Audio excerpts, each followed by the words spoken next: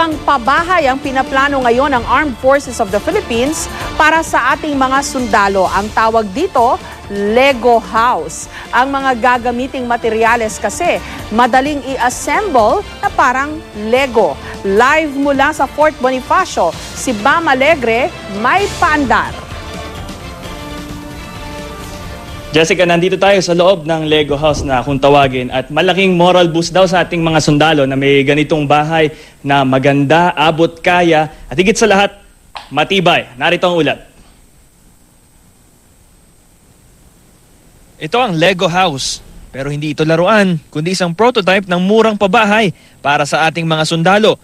Binansagan itong Lego House dahil prefabricated ang mga materyales at madaling i-assemble. It's made up of parang Lego blocks. Very light ang materials, fireproof, waterproof, sabi nga nila anay-proof pa itong material na ginagamit. Yung material nito is pinaghalo-halong styrofoam, fiberglass, semento sa bakal. Matibay daw ang Lego House lalo na sa malalakas na bagyo na may hangin mula 260 hanggang 350 kilometers per hour. Earthquake resistant din ito at hindi raw matitinag kahit ng magnitude 7 na lindol. Isang Australiano raw ang nag-imbento ng teknolohiyang ito at may model community sa Malaysia. Itong buong bahay na ito may sukat na 52 square meters at kaya raw tapusin sa loob ng 14 hanggang 30 araw. Nagkakahalaga rin ito ng 495,000 pesos. Bahay ng Kawal Ko, ito ang pangalan ng proyekto at wala pang timeline kung kailan ito may papatupad dahil kailangan pang i-award ang mga lote. Para sa mga interesadong sundalo, pareho pa rin daw ang sistema sa pabahay. Pwede mag-apply ng housing loan. Naniniwala ang pamunuan ng Philippine Army na mas matututukan daw ng mga sundalo ang tungkulin sa bayan kung maayos ang tinitirhan ng kanilang pamilya na kadalasang naiiwan habang sila'y nasa gyera. Ang sundalo kasi, ang buhay ng sundalo, kumbaga sa atin, gala. Pwede kang ma-assign sa ganitong lugar ngayon, bukas nandito ka na naman sa pinakamalayong lugar.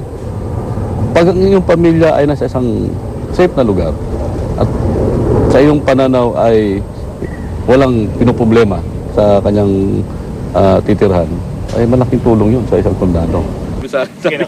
Wala, doon tinatayo na. Pwede ba padaan ng elepante yan? Sabi niya, sige, dalhin din naman inayos to. Itong pamamahay at yung layout niya is spacious naman, lalo na dun sa dalawang kwarto. Ito nga, yung nakikita ninyo ngayon, ito yung view mula sa second floor. At mula naman dito sa aking kinalalagyan sa baba, Jessica, papakita ko sa iyo itong haligi ng Lego House dahil ito ay hindi katulad ng mga ibang mga bahay na may pundasyon na bakal. Ito, yung mismong bloke na ang pundasyon. At meron itong kakaibang materyales at nandito yung mga kasama natin mga sundalo sa loob ng Fort Bonifacio.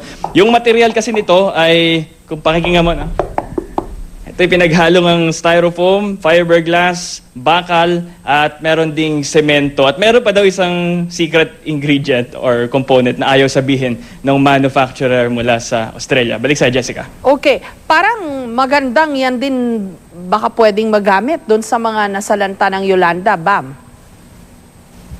Actually, naitanong ko yan kung hanggang sa mga sundalo lang ba ito. This is the first venture kasi nung kumpanya na ito from Australia, matapos silang i-try sa Malaysia. So ito yung, nakikita ninyo ngayong nasa loob tayo, ito yung proof of concept. So kung maging sa tagumpay ito rito, magiging rin daw na baka mai-apply din ito sa ating problem sa housing. Hindi lang para sa mga nasa Leyte, sa mga nasalanta ng Yolanda, baka maging dito sa ating lungsod. Jessica. Okay, importante dyan, matibay siya, kaya niyang ma-withstand ang malakas na lindol at sabi mo, matibay yung mga materyales kahit na pinaghalo-halong kung ano-ano lang. Maraming salamat sa iyo, Bam Alegre, at sa iyong paandar.